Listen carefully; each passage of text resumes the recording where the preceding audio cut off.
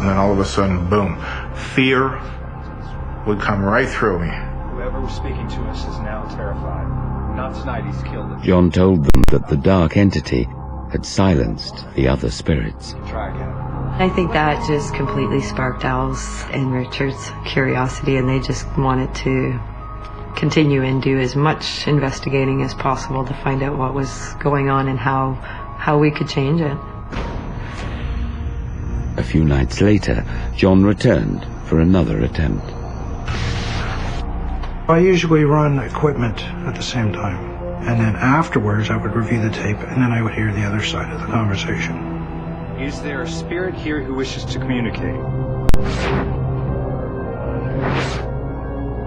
Do you know the name of the dark spirit that dominates this house? I specifically remember asking, does he have a name? Do you know his name? And the answer clearly was, and this is when the pendulum began to accelerate in its intensity, yes. Please indicate when I get to the first letter of his name. A, B, C, D, E. Good, first letter is E. Now for the second letter.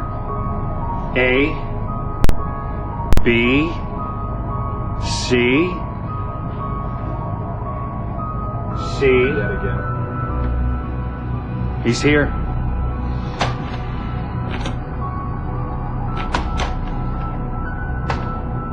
A, B, C. He's coming! It's Edward! It's Edward! And that night, what we got on tape was, very clearly, You didn't tell them my name. you didn't give him my name, did you? Did you?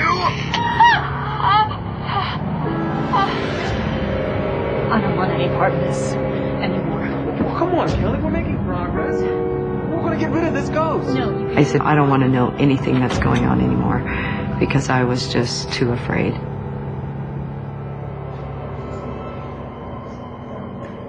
Richard began to research the history of Al and Kelly's home.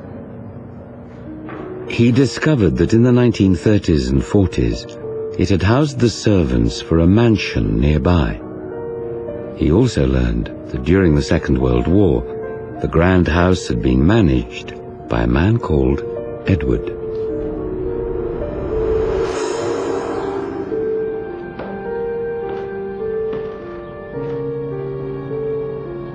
There are streaks. What is wrong with you? Can't you do anything right? I will teach you to obey. don't ever touch me! He was a mean-spirited individual. He would take advantage of the female workers on the property. He thought he was very powerful. One night, Kelly found herself alone in the house.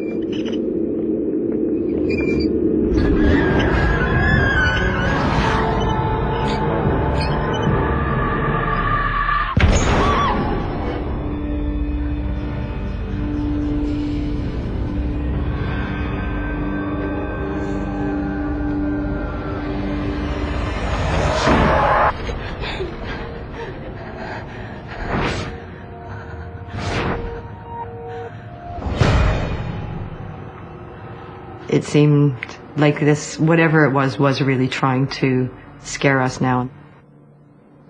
As Kelly's unease increased, Al became even more determined to understand and solve the mysterious disturbances. Did you hear that? He began to take photographs whenever he heard something unusual.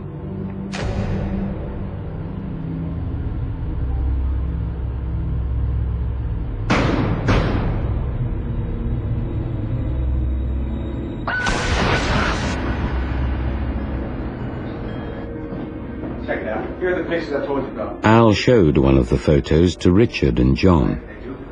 I remember just seeing like infant faces. This is not us imagining this. There's one face, there's a face, there's a face, there's a face, there's a face. But I didn't understand why I saw so much blood. It's like a spiritual orphanage in here. And I remember, thinking, like, well, what would cause this? Why is this? Well, that's what we gotta figure out. It just pushed us on for more investigations because we wouldn't stop until we found out. You have a choice. Get out or find out what's going on. One night, Haley went downstairs to get some water.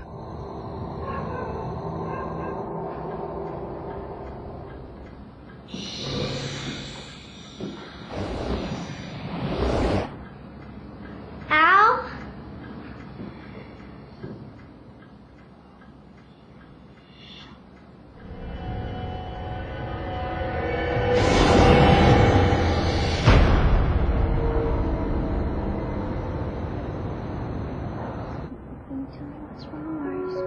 Her fear made it difficult for her to talk. I saw someone. I thought it was Al, but it wasn't. I was petrified for my daughter.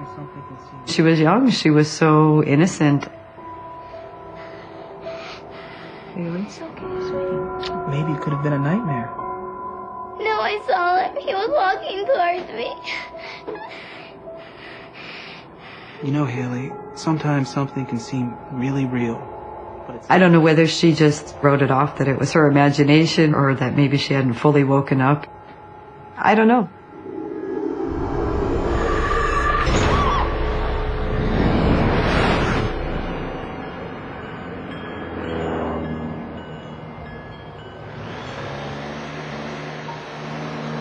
The next morning brought a new round of disturbances.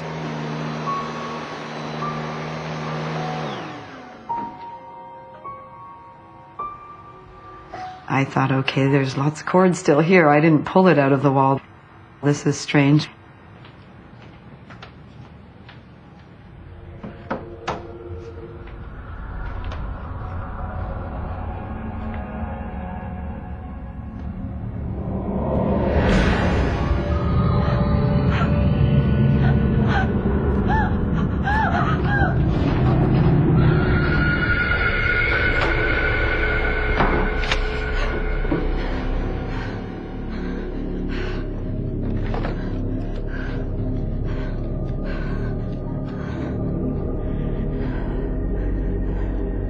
Al, it's me. I need you to come home.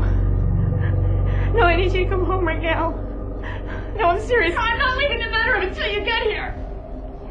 Please just come home. Okay. I sat on the bed and I was petrified.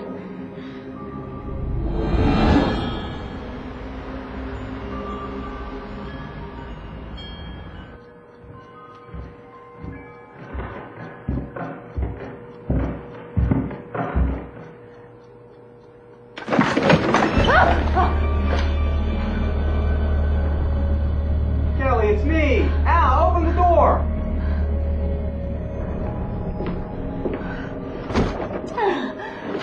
I searched the whole house. There's no one here. Nothing's been moved. I don't care. This is all your fault. You and your friends have stirred everything up. It's just getting worse. That's not true. We're trying to get rid of them. It started putting a really big strain on our relationship because it was like he was more concerned with the unknown than he was for us. Kelly. And I felt very frustrated that he was so into doing this and figuring it all out that he was putting our feelings aside. A few more weeks. He convinced me that they were just so close to putting this puzzle together and that things were going to change and things would be okay once they figured it out.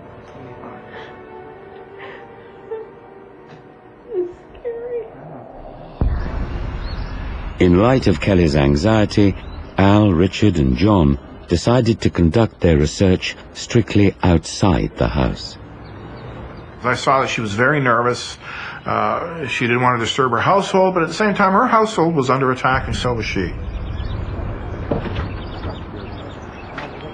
The clairvoyant, John, warned Al that evil spirits might be trying to ruin his relationship with Kelly. And I did say this to Al, be careful with the relationship, because very often they will do things to get you arguing, to get you fighting, to get you to hurt each other. They feed off that negative energy.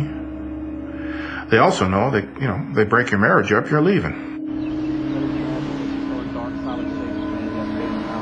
Al told the others that he'd heard that a man who lived in an apartment next door had repeatedly seen a dark, ghostly figure.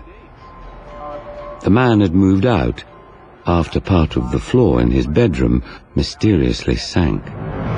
It's interesting that this figure is showing up in different areas of the property. It doesn't seem that he just shows up in one room of a house. I said, we need to look into it.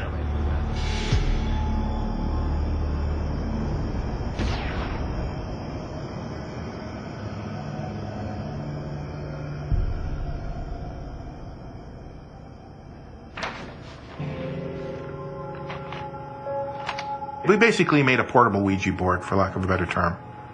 A, B, C, D, E, and N numbers. We laid this out on the floor, and I used the pendulum. I felt we were going to need more than just yes or no down here. Everybody ready? Yeah.